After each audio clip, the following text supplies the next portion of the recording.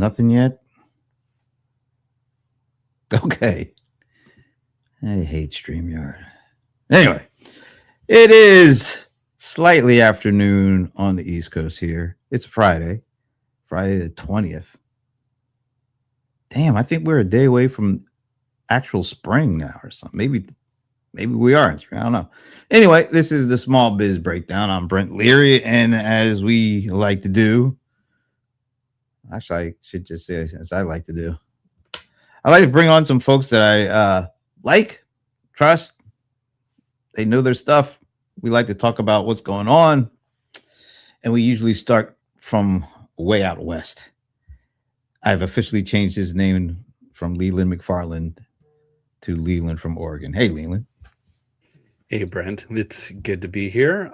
We missed the last week, which was Friday the 13th. So we just you could have had two Friday the 13th in a row, but we missed one.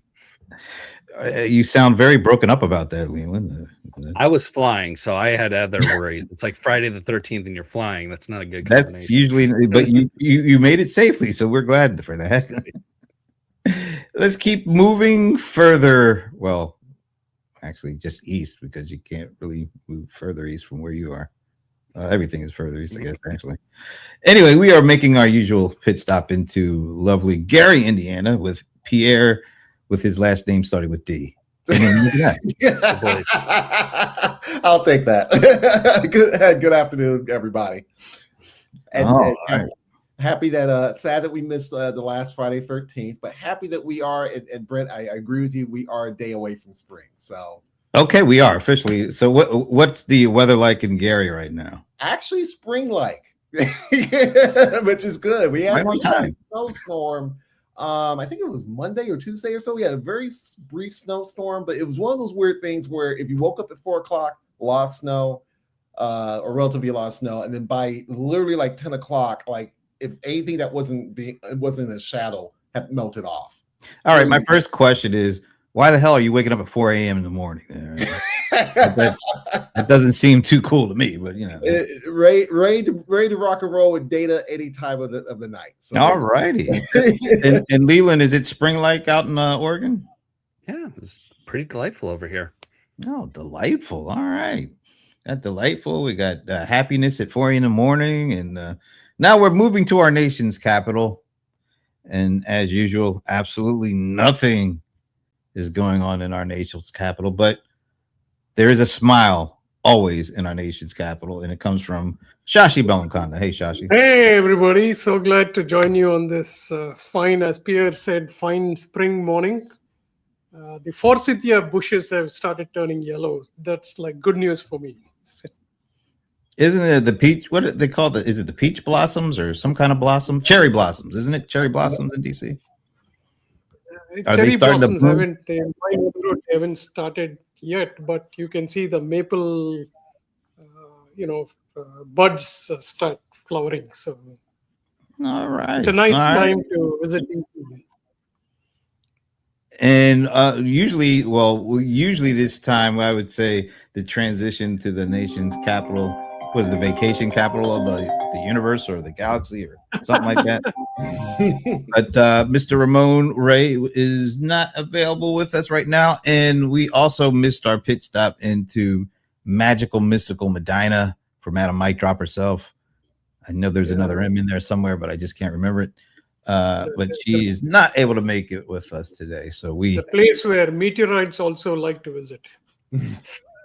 There's another M. Meteorites like to visit. All right, there it is. All right. So usually I've spit a couple of facts out about what's happened this past week. And I mean, there is definitely no shortage of facts, but I just saw one today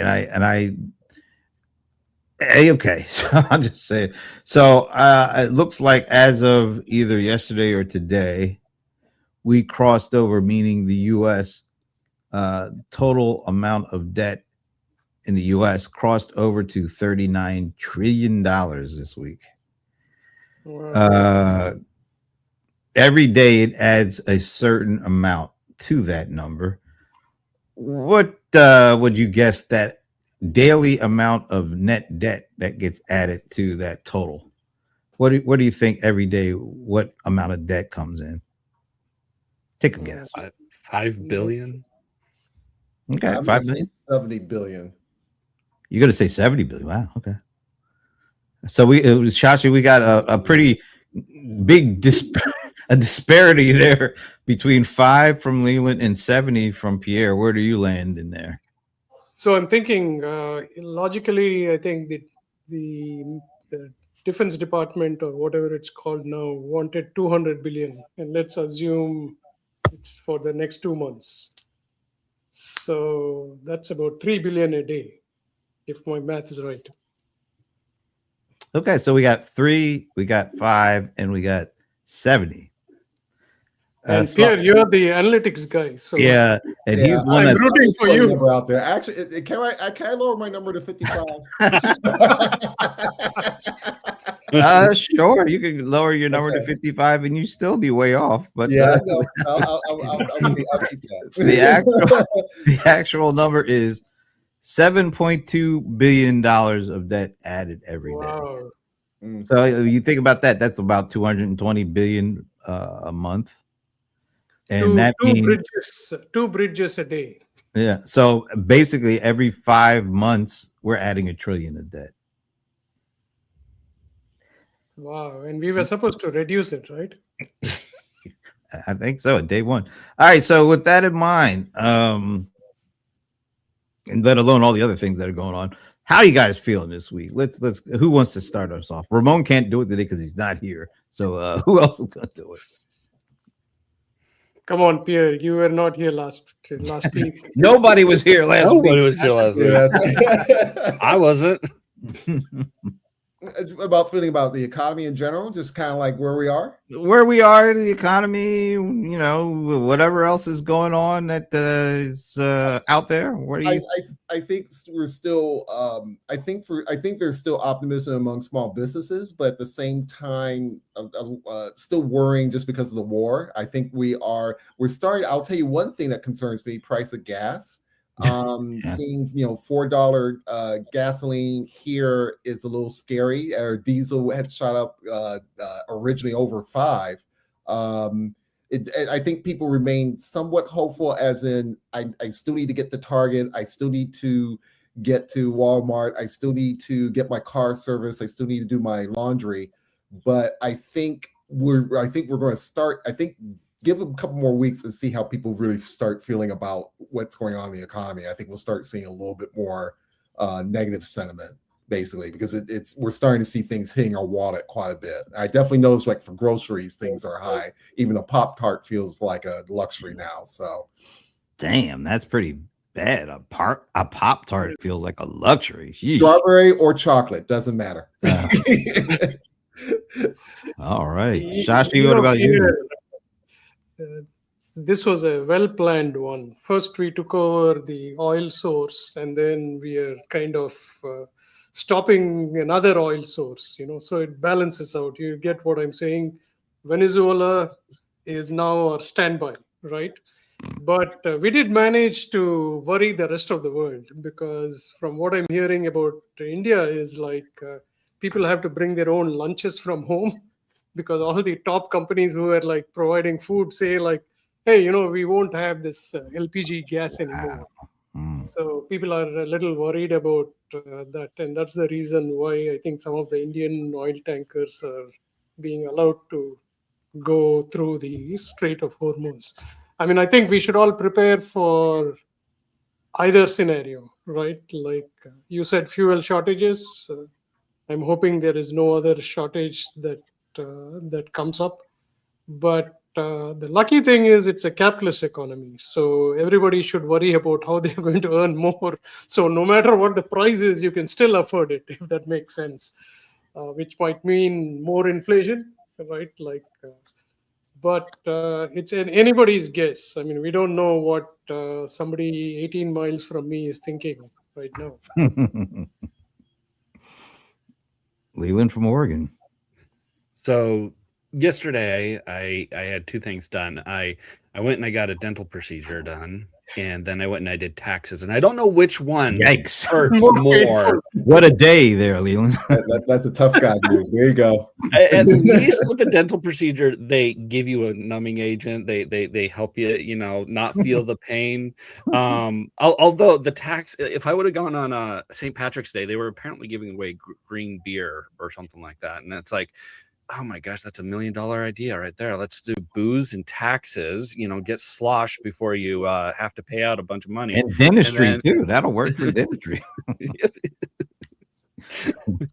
I don't think the dentist. Oh man, that smells bad. But yeah, I mean, I was looking at like the stock market this morning, and yeah, it's going down, and there are some indications that we are not doing the best. But when you zoom out for 5 years, it's still higher than when it was 5 years ago by a long shot. So there is still the ability to correct if this operation in Iraq, not Iraq, Iran. Iraq was 20 years ago, man. But yeah, You're right. There's still some activity on. You're using some of our bases there, I'm sure. But yeah, if it can be resolved, hopefully with what the president says, let's do it quick and dirty. Hopefully, then things can balance out. I don't know. These wars seem to get drawn out longer than they really should. But yeah, I don't think we're in the panic mode still. I think that we need to kind of just see what happens, run your business the way that you're running it, buy the stuff that you need to buy, and then maybe just set a little bit aside just in case. But I don't think we're in the hunker down kind of phase quite yet. Are you guys By the taking? way, we should wish everybody a happy Nowruz, because in many parts of the world that's like a New Year kind of festival. So Say it again. happy Nowruz. Happy Nowruz.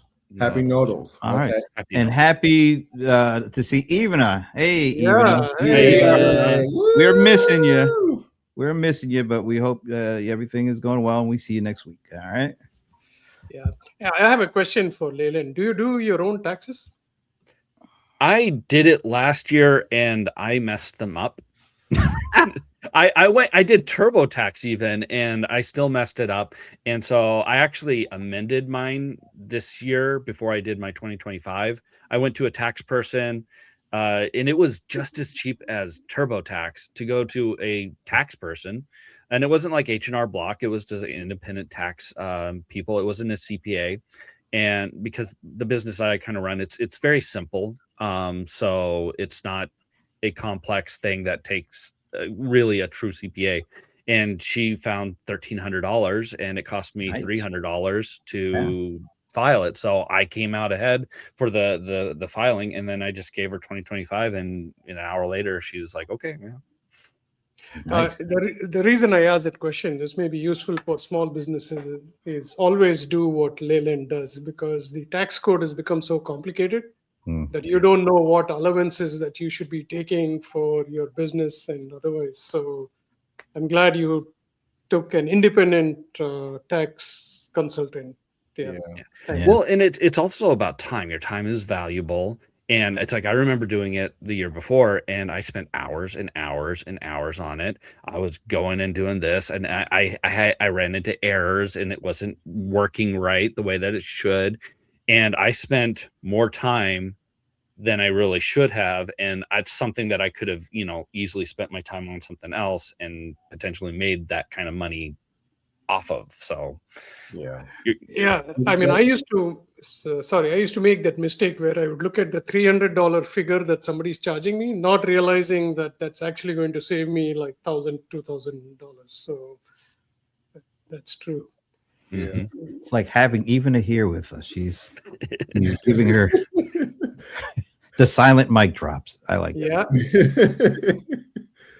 Yeah, I definitely on a tax thing. I would say I've done it when I first started, and and Layla, don't feel alone. I actually there's at my end of it. I'm at a point where it's getting the help is starting to get more important because like what Sashi said, it does become hard to follow what things are coming up. I think that's one part of it, and you just it just there's a breaking point. I think as a business owner, you end up having to it just stops a lot more things than what you realize in a lot of ways. It takes a while, and it's one of those things. It's like boiling water. It's like you may not feel the heat until when you do feel it, you start coming out of it. So definitely don't feel alone.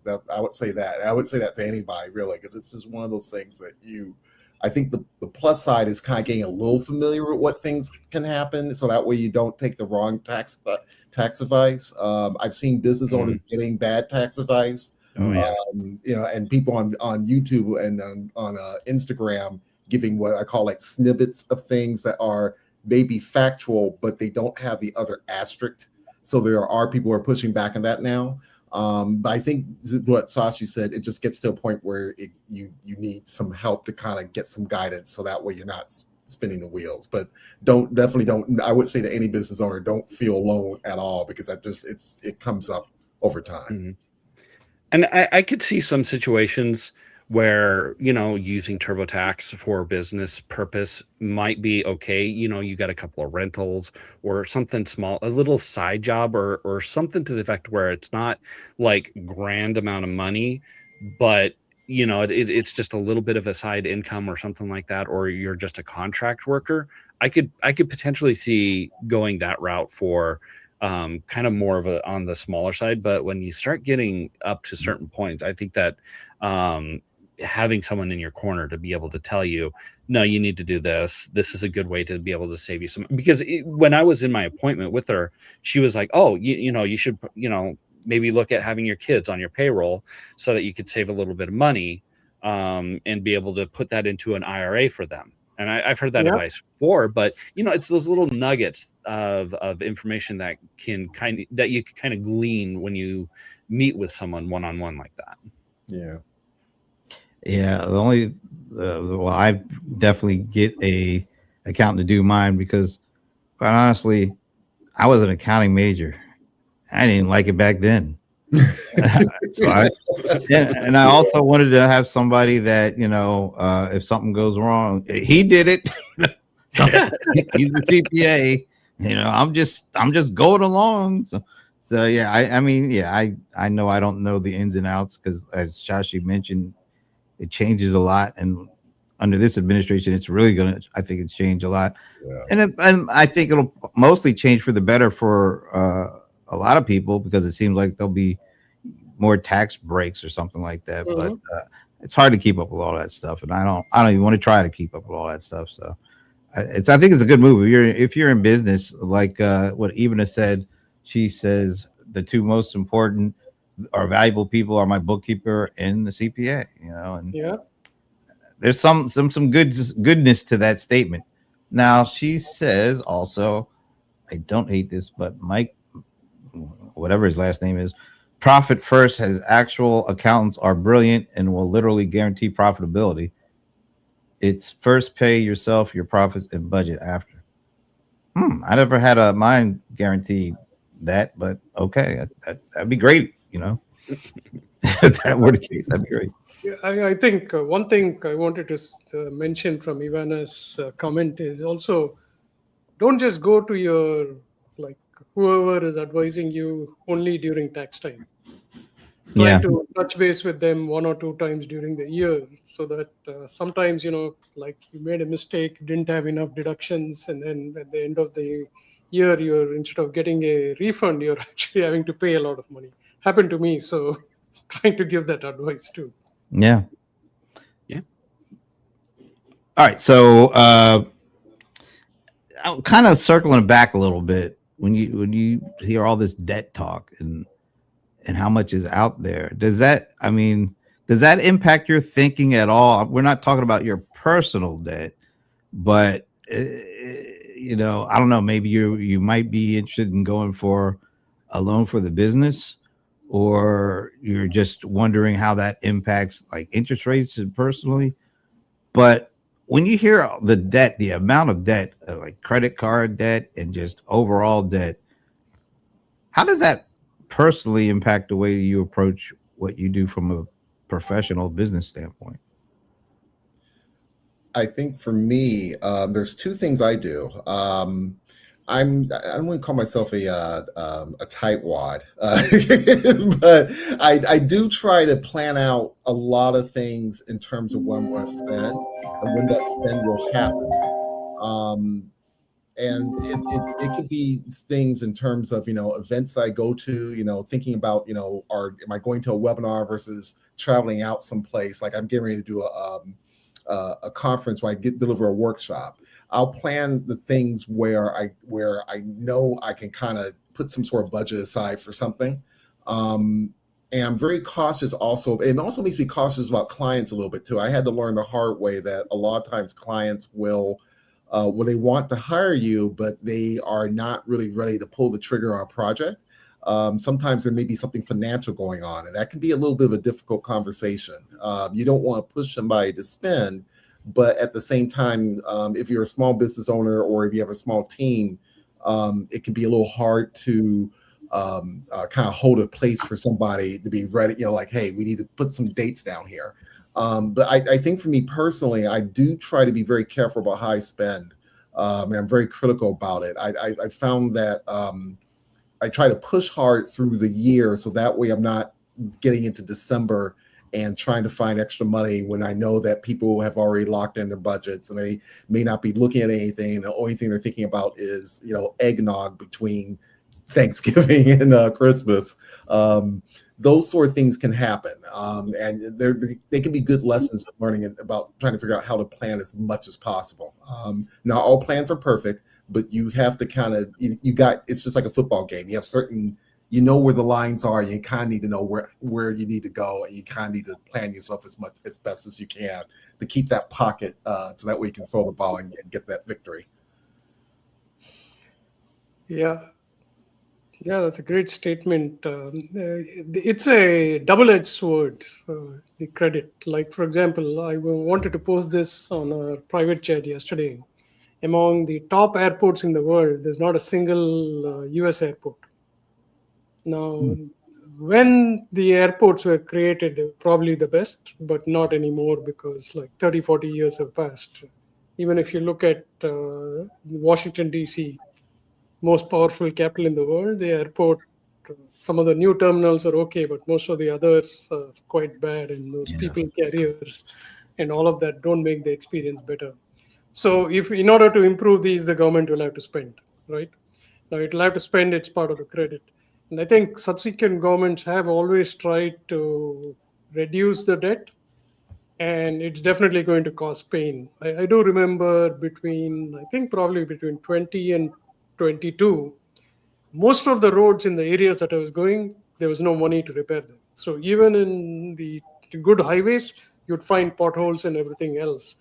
I don't remember when the government started spending for infrastructure. You saw the times when like bridges were falling and things like that, right? So the only way the government can manage this is probably increasing the taxes, which is not a popular move.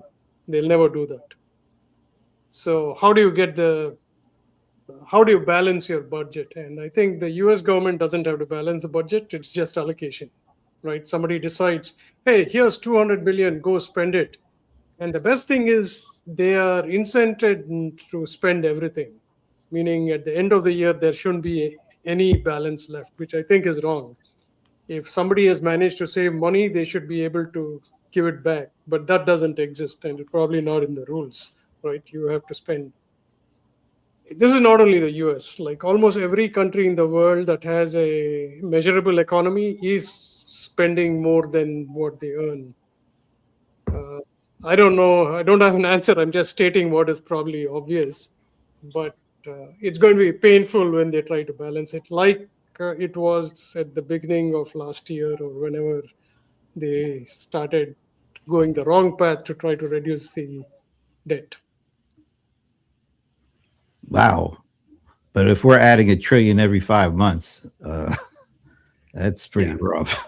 Well, and it's so much now that it's like you can't just sit there and say, okay, let's just cut 2 trillion a year, because then we would never get out of debt. So you basically have to say, okay, we have to cut 4 trillion or something like that, so that we have like $1.5 trillion to be able to put into the debt to be able to bring it down. That's, you know, it would be nearly impossible. One thing that I heard, it was a politician, his idea was like, okay, every department within the United States government every year has to reduce their budget by 1%. Not 10%, not 20%, just 1% every year. We're going to start shrinking the budgets every year. And eventually, over the course of 10 years, now you've gotten down to 10%. After 15 years, you've gotten to 15%. So I would, you know, I'd like that. It's like we've ramped ourselves up slowly, so let's start reducing ourselves slowly and trying to find ways to save the money, putting in policies to where, as Shashi said, it's not detrimental to you if you don't spend all your money. In fact, maybe you get yourself a nice little pat on the back for actually saving cost. And then I know that it hasn't gotten to the point where it should, but getting rid of fraud is probably a really good thing to do. Finding those government organizations, I can't remember the name of the organization, but there was one organization that within the government that was just 100% almost all fraud. Like the person that was the head of it had its own private bathroom with a shower and everything like that. The guy head of finding fraud had all that going on? No, it wasn't the guy who was finding the fraud. It was like the government agency. I forgot which one it was, but he had like his own private bathroom, and like no one was doing real work. It was a real sketchy aspect of the government that it's like, why are we spending money on this? And the money was just not going anywhere. But finding where billions of dollars are going that shouldn't, you know, that's not a bad thing. I want to pop up this comment from Evan, because I was thinking the same thing. What about raising income? Because there's two ways to take out debt: lower your costs and find new revenue. And from a small business point, as we always talk about AI, are most small businesses looking at AI from a cost reduction perspective? Do they think if we use AI, we're going to cut costs or be more efficient? Or are they thinking AI is going to make them more money? Because it feels like that part of the conversation has to be a part of the overall equation with the debt stuff too, right? I agree to that. I think the short answer is I don't think they are looking at it from a cost reduction, even though you can. There's a lot of things from an analytics standpoint that you can actually take and I built a model just a week ago where you can take data, import it into R programming, kind of sort through the data, and then you can bring the language model into that analysis and have it do the query and ask some questions.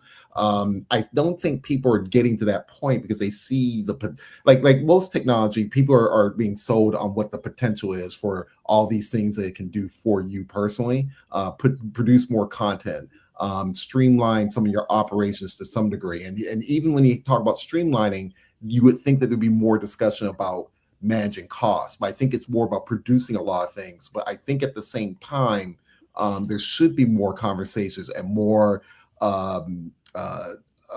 imagination towards how can we engineer or cut costs. But I think businesses sometimes are not always as good at that. They think in this very linear, if I do more sales, it will cover more of my expenses and give me this wider margin, which that part can be true, but you can also gain a lot of success. There's a lot of success stories about people who have looked at very good ways of being more efficient with their resources, where it led to better margins and better delta between your revenue and what your expenses are. And I think that part, I think with AI, there's real potential for that, but I think people are not really digging into it because they're looking at it from, how can I make more cat videos? How can I make more dog? Oh, now I can make dog and cat videos conveniently, you know?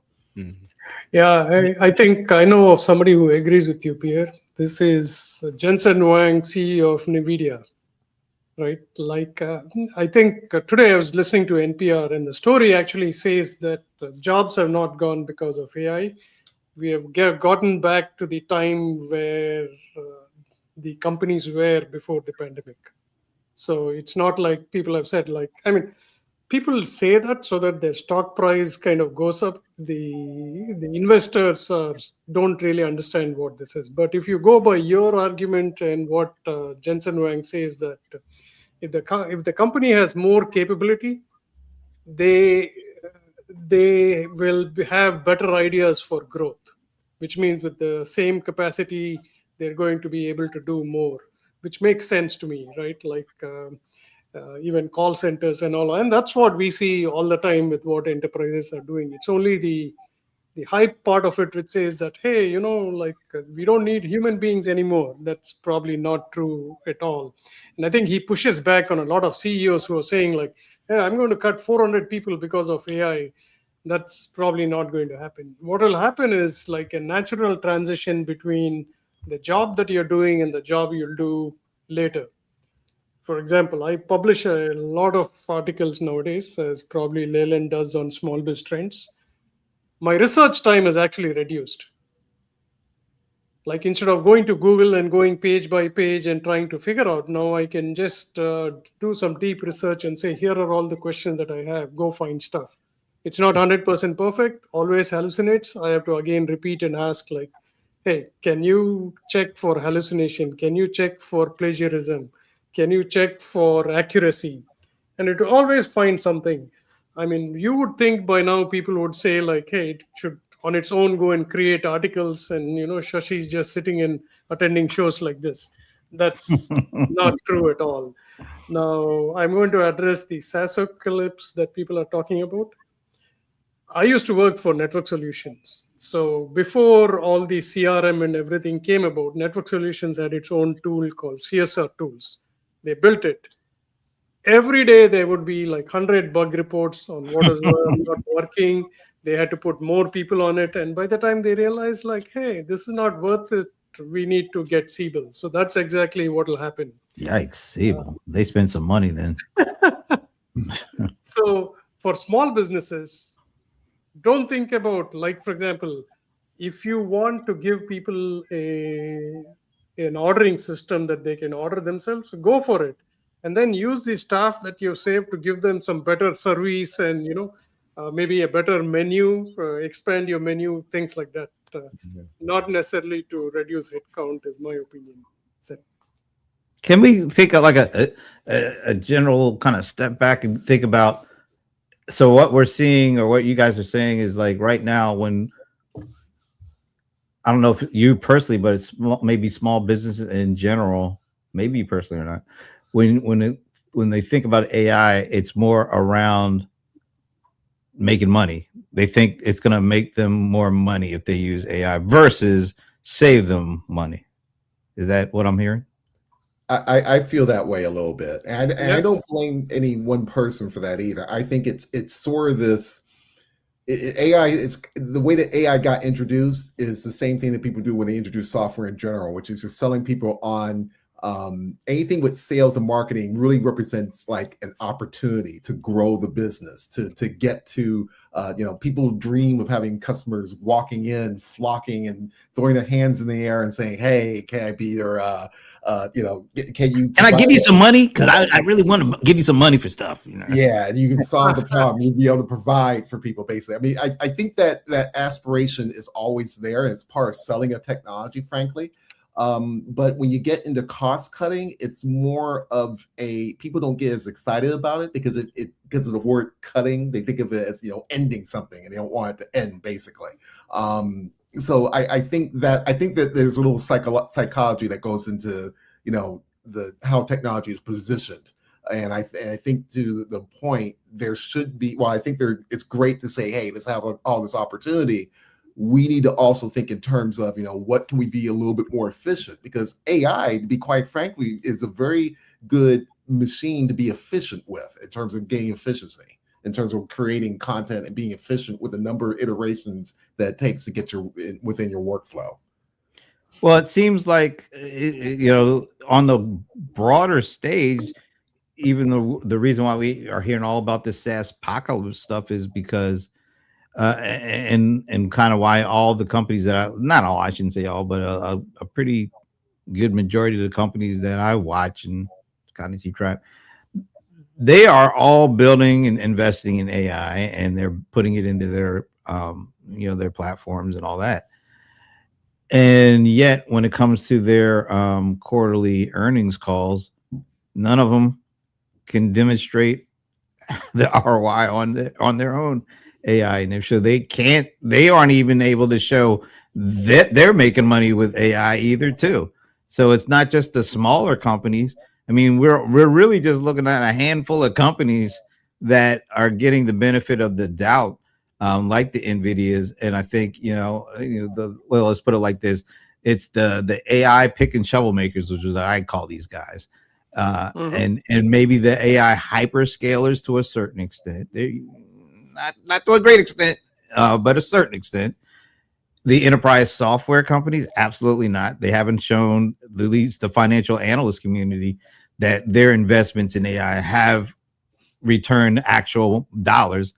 So it's not just the small guys, apparently, that are not able to look at it from a increased revenue or increased profit. It's the biggest guys as well as the smallest guys. So how does that change? How do we change the whole kind of the look at and view of, we want it to make money, we want to use it to make money, but we haven't been able to do it yet. And still there's these other opportunities that you guys are talking about that can be almost as important in terms of cost reduction. But I get it. I know small business, they think they already have this, they already have their costs reduced to the point where they're not, paying a whole lot, or at least they don't think they are. So they're always focused on the over the rainbow syndrome when it comes to any technology. Yeah. Well, AI. Go ahead. I was going to say, even these big companies, I mean, they have their missteps too. I mean, Microsoft has been putting AI into everything, and they have been panned. People are not necessarily the most, like, they want it, but they want it off to the side so that it's not like fully integrated into everything and they have to use it. Even NVIDIA, with all of their announcements, I don't know if you guys saw any of the gaming side of the announcements that they did. They introduced a technology called DLSS5. Yep. That was one of the big ones. Oh my gosh, They got people are hating it.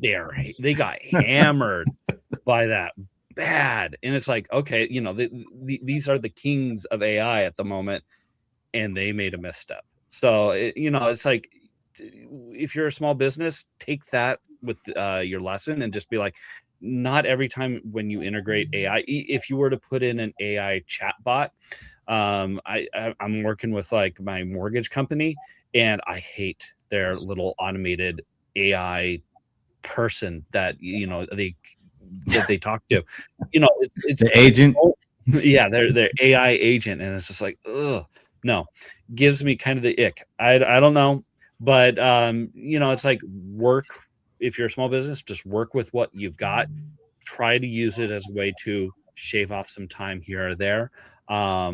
Maybe look into your own little AI chatbot for the simple things, not necessarily for the thing that's going to be like the silver bullet that's going to like bring in 1,000 customers or something like that, but something that can offload a little bit of time so that you have more time to talk to customers, using the AI that brought in a bunch of names for you to, and pre-qualified them for you and gave you like a good statement to kind of talk to them with, that's where I would go with like AI. So Yeah, I have a pet peeve with most of how AI is being implemented, and I blame OpenAI for this.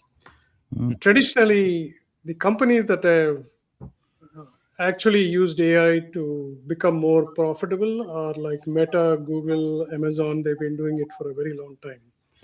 The right way to do it today, everybody is skipping two steps and going direct to generative. Like your example, Leland, of that thing, somebody sold this business a chatbot, and the chatbot answers to whatever it feels like it can answer, and not necessarily in the owner's voice. There is probably no connection between how the owner wants to do business and how the customers want to get their experience. So they're going to generative directly. The real power of AI is analytical and predictive. You're a restaurant, you have 1,000 emails, you want to figure out who's coming to your restaurant, who should get a discount coupon, how can you get. No small business is thinking of this, because the companies that are serving them, there are not too many companies who are telling them, hey, we'll increase your revenue if your per seat revenue is $30 per person who comes to your restaurant. We can actually increase it to $35 by doing this. And AI can give you some suggestions based on your own data. Earlier, it was very difficult for businesses to do this, but now you can actually go to any small company that can train small models based on your data. So you don't have to go to ChatGPT or the next version of anything that comes up. Now, I feel strongly that Anthropic is probably going to make it easy for people to do it themselves a little bit. Like, hey, you upload your entire sheets and I'll give you a plan. That's the analytical and predictive part of it, not the gimmicky, like I posted about, I think you all must have heard about the robot gone wild in a hot pot restaurant in, I think, San Francisco.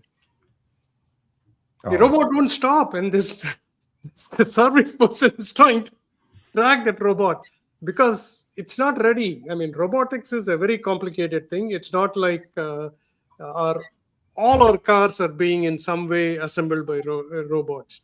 Amazon orders that you receive are in some way your article actually moved by robots. So they're all far advanced, but they're not saying, we'll give you a nice, cute robot, talk to the robot and be happy. No, I mean, I think use your data, use it for predictions, increase your revenue, right? Yeah. And generative will come later. I'll add real quickly too. I think that what Sashi brought up a real good point about the robot too. I think this whole thing with AI is really experimental. It's data driven because you start, I think you have a lot of data that you use to help train your model, basically. In fact, I'm starting to be more of a proponent of the small language models because you have an opportunity to train those to what you want. But that also means, I think, what businesses are realizing with the example with the robot is that your customer experience is starting to get a little bit experimental, and you need to kind of think through a little bit about what that experiment looks like. And that's something that can be almost very anti-business in some ways too, because businesses are supposed to bring, and it's supposed to be certainty. You go to a particular brand because you know that their food is excellent, or you know that your car repair is going to be excellent. And with AI, there's a little bit of experimentation to not only implement an assistant to help serve your customers, but to make sure that you're doing this with knowing the back of your head that there's going to be some error in there. Like the example with the robot is a clear one, basically. So I think it's going to force people to learn not only how to experiment, but I think also thinking about what is the customer experience for my business, because we've always thought about it in terms of websites and apps. Now it's something a little bit more, these digital pieces are now more physical when you start thinking about AI connected to a device to deliver something to a customer, or AI connected through a robot to deliver something to a customer. I think let's go back to what our friend, Madam Mike Drop herself, always says. It's always about the customer and the customer experience. And there are certain, there's a lot of people, I don't know if it's a majority, but there's a lot of people who own a business and they want to use technology to avoid talking, engaging with their customers. And so they're always looking at certain things as, oh, that's going to be my silver bullet, so that I don't have to engage. I just want their money. I mean, let's be honest. There's a lot of folks that just want the money. And we understand that. But if you really want the money, you should really want to understand how you're going to get it from the customers that you have. And that means really engaging, really understanding, really using technology to have a better understanding of where your customers want to go and be able to be there before they get there, because they really would love to work with people who they view understands them and has put in a time and effort to really understand what they need. So if you're using or looking at a technology that basically the hardest part of the job is to pull out your credit card and buy it and then expect it to do all the work that you detest, it never works. I don't care what technology it is. You can go throughout the decades. What technology that has completely replaced fully having a great relationship with your customer? None. But if you use the technology to do that, you usually end up having customers for life. But some people just don't want to take the time to do it. They'd rather spend the dime than to take the time. Ooh, can I mic drop myself? Oh, nice. Yeah. Nice. Mic drop myself. There you go, Brett. I don't think I did that before. But I mean, it just feels like that's the case. They buy it, they get interested in it because they think that will allow them to avoid the parts of their business that they just really don't like. And some of that is, talking with your customers. I don't think that's a good way to go. So, yeah, but you can utilize technology to, again, better understand your customers and to better talk to your customers. I mean, you're never going to get away from talking to customers, even like if you were like, well, I'm just going to sell online. No, you still got to talk to customers in one way or another. You got to be online. You got to be promoting your business. You got to be on social media. You can't just like get a shop on Shopify and put it out there and then just walk away and expect sales. You actually have to promote your business in one way or another, and that involves talking to your customers, even if it's not like face-to-face one-on-one. It's still talking on social media. It's making content. It's engaging in the comment section. Or if you have a brick and mortar, you gotta talk to the customers as they come in and see what they like, what they don't like. If you have a plumbing business or something like that, you got to go to the house. You got to talk to them, and you have to be able to find customers. So usually like word of mouth is a good way to do it. And if you got your word of mouth is, oh yeah, he's kind of reclusive, he come in and he grunted when he's like and did his work and he left, it's not good customer experience. So yeah. Just a note on what you said, Leland. Like I've seen some savvy, not plumbers, but roofers, right? Mm-hmm. They use the data of when a house was built. So they know which areas are more than 20 years, mm-hmm. right? And some of them even take satellite pictures so that they're inspecting the roof even before they need to go to the house and actually telling them like, hey, here's a picture of your roof. Would you like to do it now, or do you want to wait for it to leak? That, I think, is the analytical and predictive part of things that you do. Like, for example, you mentioned plumber, right? If you go to any top national chain of plumbing, you have this chatbot, you answer 15 questions, and after that, they'll say, we'll call you back. Mm-hmm. My plumber, I text him. He says, give me a picture of what you see. I give him a picture. He says, I'm coming tomorrow at 1:00. But it doesn't mean he doesn't use AI. He has like billing and everything else. He uses technology, obviously, right? And I'm sure he also manages like all these new things that are coming, instant hot water and all that stuff. Mm-hmm. So I think savvy small businesses decide where they need technology and where they don't. I don't think they should say like AI is going to solve me from speaking to people. Maybe, instead of talking to them, text them if you don't like talking to them. Yeah. And your plumbing example, it's like, I just texted my plumber. Now, the smart thing is to not just have your phone, but to have it go through like a messaging service.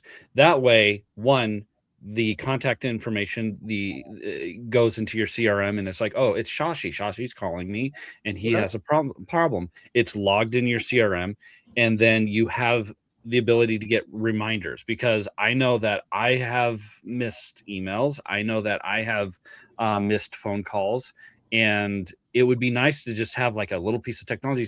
And I get that like within Gmail, to where it's just like, hey, this person emailed you like 3 days ago. You haven't replied. Maybe you should reply to them. That's very beneficial, and it would be very beneficial to a small business owner to be like, hey, Shashi texted you like a day ago and you didn't reply back. You might want to, or else you're going to lose a sale. Yeah. Yeah, on that note, Google has an AI in Gmail that's in beta. It's called, I think, Elsa or CC. So I'm telling you, every morning you get an email saying, here are all the emails you should pay attention to. And sometimes, like, really good friends have emailed me, but I just missed their email. And it'll say, like, hey, like you said, Lenin, you need to respond to this. You have $30 credit with this company.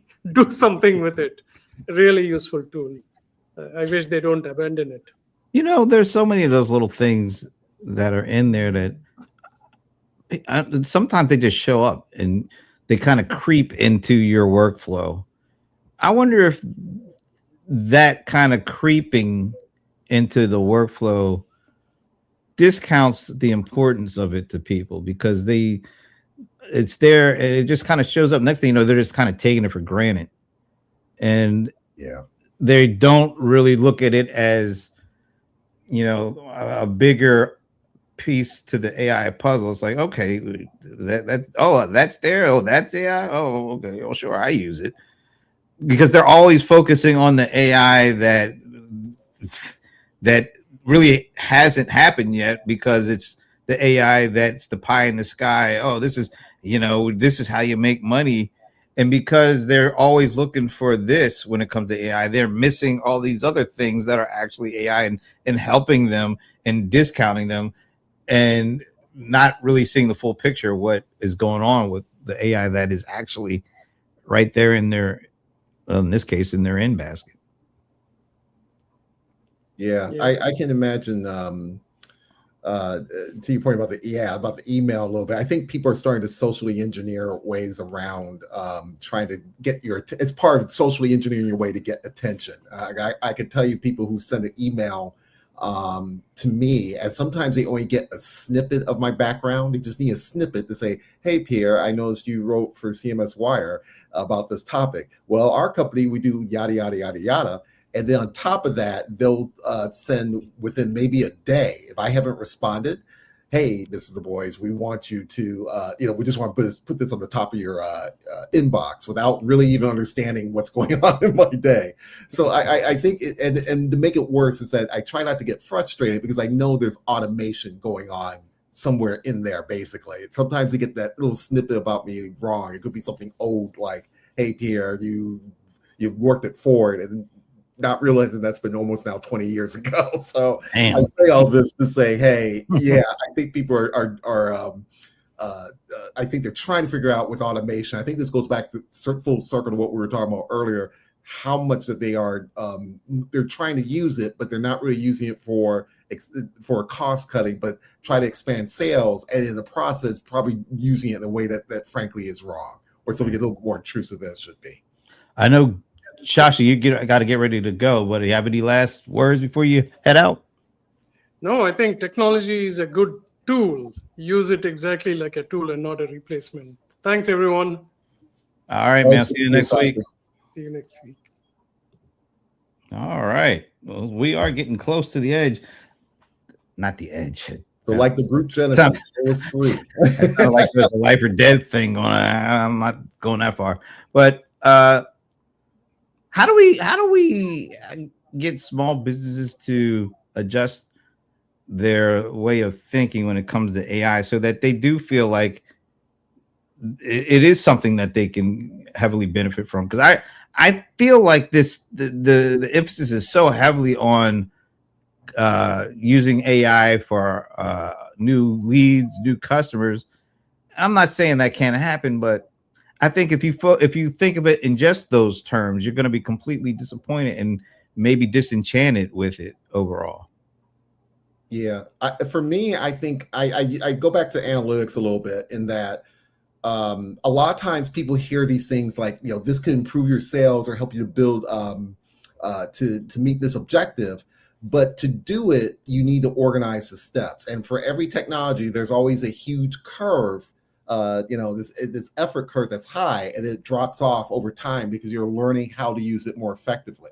And I think what I usually do with clients is to try to walk them through that curve as much as possible, which is, don't make it a general thing like, hey, I want more sales. You need to define it a little bit more. I want more sales through these customers using these things. I think as you get more specific, I think that helps narrow down what you're able to do with the technology and where you're able to explore. And I think that would help people with AI.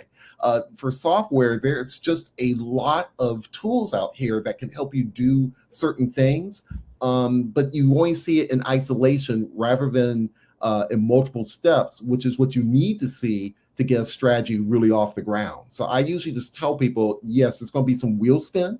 It takes a while for the wheels to get traction. You're going to blow some smoke like a muscle car, but you still need to sit down and, eventually those wheels are going to lock. And what we're trying to do is get some detail from you to help figure out what to lock. Real quick example, I had a client where we thought we were going to use our programming for them, but going back through Excel and then going back how they were organized, we found that just using simply Excel for what they were trying to do would been a lot simpler, and just having a schedule for it. Eventually, we're going to get back to something more programmatic, which leads to the AI part. But you got to meet people where they are in terms of what they're willing to experiment with, because they only have so many resources to tap into. I think that, these big companies need to integrate AI into their tools, and they need to make it simple too. And it's one of those things where you have a business and they're busy. What Pierre talked about with that difficulty curve. And yeah, if they were to sit down and if they were to spend weeks, maybe months trying to learn this technology, the difficulty is going to go down. But most small business owners don't have the time, or they don't want to deal with it. They don't want to have to learn something that complex, which, in a year or a couple months, it might change completely. They're going to want to use the tools that they're using currently, and they're going to want to have it integrated, and it's going to be something that they don't even have to activate. It's just like all of a sudden there's a new tab that says, inventory management, and it shows, hey, based off of your sales, this is where I see that your inventory is. Hey, do you want me to reorder, product X, because you're kind of getting low, and if we reorder it now, you're not going to run out. But if we wait even a little bit longer, that's where I would love to see AI incorporated in businesses and in technology is ways that it just saves time, money, and also makes the business run smoother. That would basically make it to where the small business owner doesn't lose out on money, because if you think of a restaurant and it's just like all of a sudden, well, we're out of filet mignons because we didn't know that we were out. Well, now no one can order that filet mignon, and people come to the restaurant disappointed, and they lose sales. They potentially lose customers because their favorite food is gone. That's how I'd like to see it integrated. It's something that is quick, it's easy, people don't have to think about, and it just works. Yeah. And I don't want to dismiss the whole idea of it can help you, get customers or get business. Because you do hear some of these stories of people that have done, like they created a whole new kind of business offering or business model or service based on what, putting the AI together for new workflows or new kind of infrastructure plumbing for a new idea. And it's not just about content creation. It's about actually doing workflow automations and process flows and coming up with something they could have never done before. I feel there's a lot of more stories like that as opposed to the let me show you how to create content that will, I mean, yeah, we know there's a lot of stuff, and let's face it, a lot of that stuff really doesn't work. But there are some really good use cases that you can put together with AI that opens up new doors. It just feels like we're we're right now as a whole concentrating on the 2 or 3 use cases where there are tons of other ones that might actually get you to where you want to go. But right now, we aren't seeing a lot of those examples because all we're seeing is, the orange gorillas and stuff like that. So they're there. I think it's important for all of us to look at this. This is a great technology. Yeah, it is what you make of it. It is what you conceive. And if we all able to take a step back and really think bigger, then we will start seeing how we could use this and make money as opposed to just an efficiency play. But I think they're both, and maybe it just takes some time for every one of us as we get used to it and have more of our hands on it. We're able to see a much bigger picture or even a newer picture because these things are allowing us to do stuff maybe we just never thought of. It just takes time for us to start thinking like that. Hopefully we'll see it at some point. Yeah. Oh, look, I got a mic drop from Ivana. Oh man. all right. Well, with her not here, someone had to do it, right? Yeah. Better, and who but her to give us yeah, okay. All right. Any last thoughts before we get out of here for another week?